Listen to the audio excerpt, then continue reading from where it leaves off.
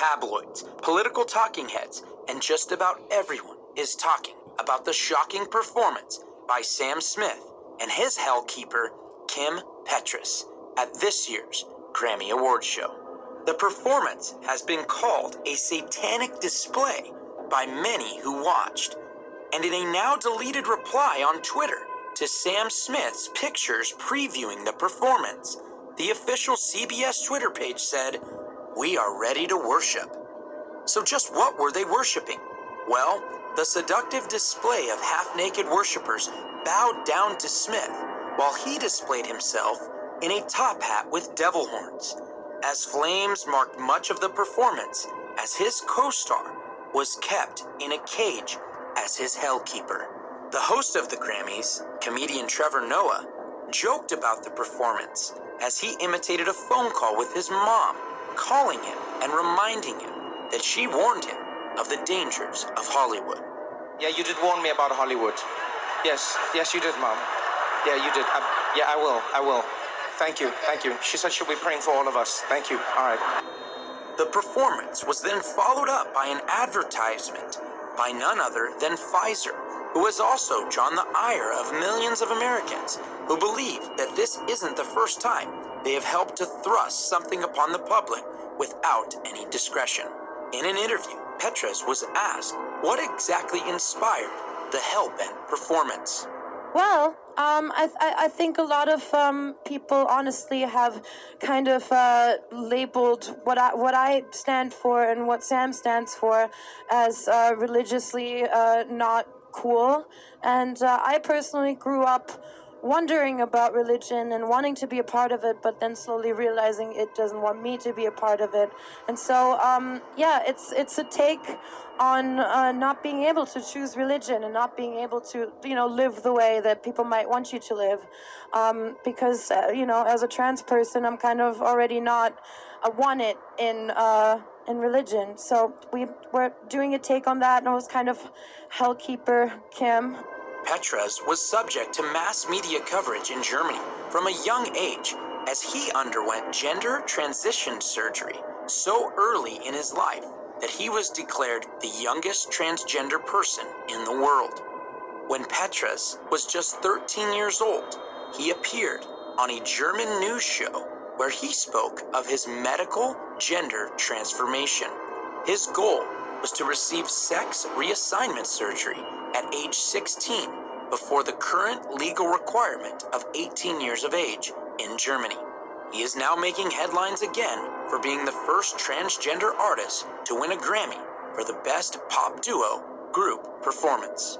And while pushing transgenderism and homosexuality in the mainstream is a clear objective in these demonic demonstrations, another goal that many of the artists, songwriters, and performers have continued to push forth is the normalization of God-hating in the form of modern-day Satanism. In fact, a recent study in the UK showed that Satanism is the new trendy religion, and that many of the young people are turning away from what they believe is old, rigid religion into a new wave of do what thou wilt in theory and practice. Over in the United States, it isn't looking any better. In speaking of a Salon article praising Satanism, one writer attempted to show how Satanism is indeed everywhere in our culture and how we got to a place where worshiping Satan is now normative in the US. Quote, "But how did we get to a point where an online magazine with 10 million monthly readers is hailing Satanists as last-ditch heroes?" The truth is that our modern sympathy for the devil has deep roots, and Americans, in particular, are highly susceptible. In the article, it documents how fictional books, such as Milton's Paradise Lost, fomented some of the hearts of the antinomian dissenters who pushed against religiosity and pendulum swung from Catholic dogma into the waiting arms of lawlessness, and even pushed against the law of Christ as a moral ethic for governing the true body of Christ. Lawrence Clarkson, an antinomian contemporary of Milton, even wrote in one 1640 pamphlet that sin is fake news. Quote, "Sin hath its conception only in the imagination. Therefore, So long as the act was in God, or nakedly produced by God, it was as holy as God. As they say today, believe in yourself and you can do anything. A century after Milton, the antinomian celebration of self-expression accelerated in the Romantic era. The engraver and poet William Blake declared in his 1790 The Marriage of Heaven and Hell that, quote, no virtue can exist without breaking these 10 commandments. Jesus was all virtue and acted from impulse, not from rules. While the article attempts to show a connection between the Revolutionary War and the rebellion of Satan, that is a bit too far-reaching to be accurate. It does give a good understanding of some of the acceptance of rebellion in the culture from the likes of Crowley, Nietzsche, and the Church of Satan founder, Anton Szandor LaVey.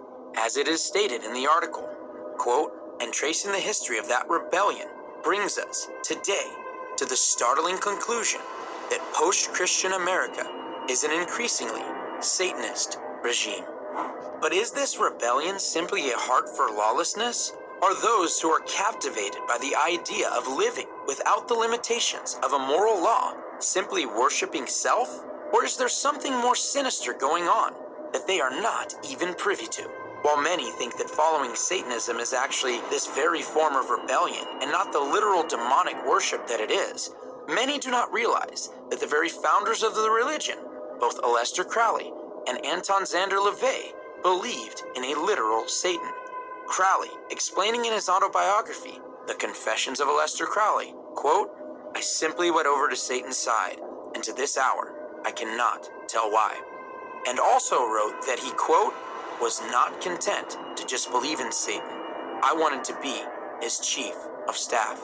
Anton LaVey, being more diplomatic and sneaky with his portrayal, was exposed for the deistic Satan worshiper that he truly was. We detailed this account in our video, True Hollywood Hauntings. LaVey convinced many that joining the Church of Satan was merely a symbol of rebellion, and not an actual religion that believed in a literal Satan. The only problem with that is that they've been lied to. What they simply see as rebellion, or the advancement of their will and the acceptance of self, was really a delusion painted by not only Satan, but even LaVey himself.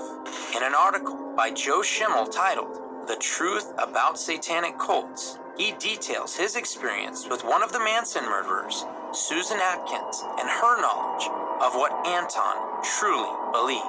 One of the delusions that we will clear up at the outset of this article is the lie that leading satanic cults do not believe in or truly worship the devil. First of all, it should be understood that Anton LaVey, the founder of the Church of Satan, viewed Satan as a true entity that he actually worshipped before his death. Anton LaVey deceived a lot of people who joined the Church of Satan by claiming that Satan only represented the repressed forces of nature, but was not a real entity. In my interviews with former Charles Manson family member Susan Atkins, who was still in prison at the time after being convicted of 8 murders, she blew the lid off of Anton's lie. As a former associate of Anton LaVey's, who danced for him and spent personal time with him before joining the Manson family, Atkins was privy to conversations with LaVey before he became popular. Atkins told me repeatedly that while LaVey promotes a watered-down, palatable form of Satanism to the ignorant masses, which he is deceiving, he acknowledged the exact opposite to her and to his inner core of Satanists in the Church of Satan. Susan Atkins shared with me that LaVey had told her emphatically while she was in his home that they truly worship Satan as a real entity and as the one who began the initial rebellion against God. Atkins also stated, quote, Anton told me that as a Satanist, he does believe in the God of the Bible, but he refused to worship him and made a conscious decision to worship Satan instead. And Anton himself let his hair down regarding his true beliefs as well. LaVey let his guard down when responding to other Satanists that considered him not extreme enough. LaVey, while in a defensive mode, admitted that the image that he presented publicly was deceptive, declaring, quote, if they're at all intelligent, other true Satanists, they'll realize that there's only so much I can say publicly. I will not advance things in print which make my position untenable. How long would the Church of Satan have lasted if I hadn't appeased an outrage in just the right combination? It required a certain amount of discretion and diplomacy to balance the outrage. While the downplay of Satan continues in our modern culture, the truth remains that he is a murderer from the beginning, and he is the father of lies. Anyone who is following him, in jest or not, given over to his power, knowingly or not. While many people were aghast at the satanic ritual performance at the Grammys, the truth is that these satanic performances have permeated the Grammys for many years. At the 2012 Grammys, Nicki Minaj had a mock exorcism performed on her and later claimed that she did it to prove that the demon that possesses her, which she claims is sexually perverted and calls Roman, is too powerful to be cast out. At the 2014 Grammys, Katy Perry performed Dark Horse with a performance of what appeared to be a witch's Sabbath, with Satan and demons glorifying her. At the 2015 Grammys, the music industry went beyond the 666 stage set, Katy Perry's witch's Sabbath, and showing Satan's power through impotent exorcisms, to even more straight-up, in-your-face devil worship. Incredibly, Madonna came out with all kinds of devil-horned demons appearing to worship her as she sang her song, Living for Love. She went so far as to use mock Christian imagery with a choir singing in the background while she sang about being born again and on my knees in the dark, and then like Satan himself about falling from heaven, as she's depicted as falling from heaven on the Grammy stage. She, or the demon channeling her, now appears to be living for the love it can get from its worshipful fans. Not to be outdone in devil worship, AC/DC sang their ode to Satan, Highway to Hell. Before millions of people in what is supposed to be family entertainment, they sang I'm on a highway to hell, and about selling their souls to Satan for fame and success when they sang Hey Satan paid my dues, playing in a rockin' band. Of course, the song goes on to state I'm going down, all the way down, I'm on a highway to hell. Katy, who dressed in white when she sang By the Grace of God, caused a bit of cognitive dissonance when she showed her true colors and joined in the devil worship. Perry, along with many others, sported her glow-in-the-dark devil horns and even made the devil horn symbol with both of her hands as she sang along with AC/DC about how she too is on a highway to hell. Katy Perry even went so far as to falsely claim that God spoke to her before the Super Bowl and that he supposedly said to her, you got this and I got you. I was praying and I got a word from God and he says, you got this and I got you. But God would not contradict himself and encouraged Katy Perry to sing about kissing a girl and lesbian experimentation, behavior that she gave mass promotion to at the Super Bowl, behavior that God lovingly warns against in the biblical book of Romans chapter 1. Katy Perry has already admitted that she is not following the biblical God of creation, and many of her songs and performances obviously glorify the God of this world, Satan. Madonna, who had already played her role of satanic worship puppet at the Grammys, actually led the introduction ceremony for this year's satanic display, as she encouraged more and more people to continue in rebellion. I'm here to give thanks to all the rebels out there forging a new path and taking the heat for all of it. You guys need to know, all you troublemakers out there, you need to know that your fearlessness does not go unnoticed. You are seen, you are heard, and most of all, you are appreciated.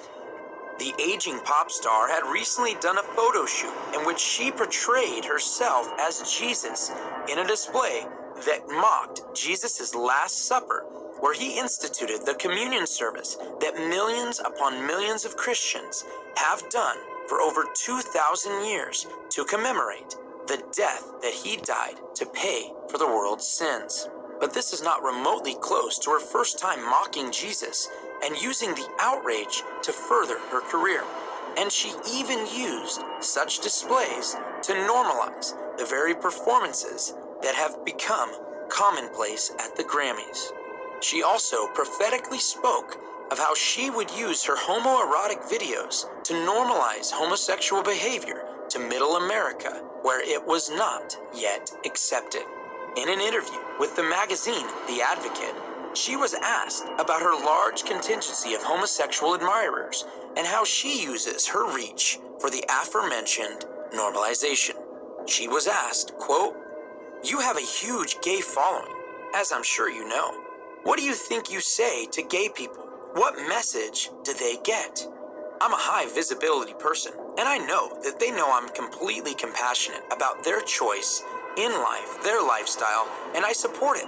To have a person like me saying that is helpful to them. They appreciate that. But maybe there are other things. You say tribal. Maybe I want to say primal. I don't really know.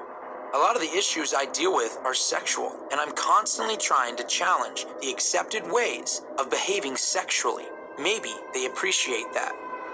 When asked, what do teenage kids from Middle America think when they see men dancing together or wearing bullet bras? Are they digesting these sophisticated images? She replied, "They digest it on a lot of different levels. Some people will see it and be disgusted by it. But maybe they'll be unconsciously aroused by it. Maybe they'll be unconsciously challenged by the idea of men in women's lingerie. Then there are people who see it and are amused by it, see the irony of it, see things that maybe frightened them before, and know that it's not something to be so frightened of. If people keep seeing it and seeing it and seeing it, eventually it's not going to be such a strange thing." This wide-range acceptance of perversion has only contributed to the insatiable desire of turning shameful acts into normalized behavior. Sam graciously wanted me to accept this award because I'm the first transgender woman to win this award.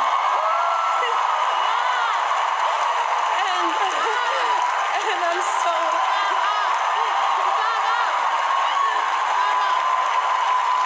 In the unholy song that was performed at the Grammys, it tells of a story of a husband and father stepping out of the bounds of the marriage covenant. Petras stated on a red carpet what the song was all about. Unholy is about a guy, a friend of Sam's, who cheats on his wife, and she doesn't know it, and he thinks that's cool. And Sam's kind of dragging him for it, which, as you know, Sounds pretty as Sam should, yeah. As you can hear in this clip of their song Unholy, they sing,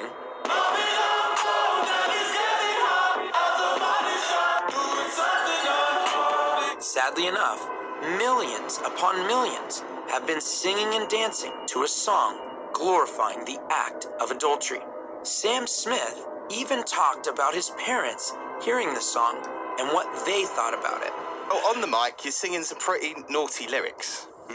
Right, have you showed this song to your parents? You know, what do they say about these lyrics? Oh, they love it. They're used to it. Oh, really? Yeah, my parents are used to my filth. And while many will point out the clearly wicked perversion of Smith, Madonna, and Petras in their glorification of Satanism, transgenderism, and homosexuality, we must be reminded that adultery and fornication should also not be named among those who profess Christ.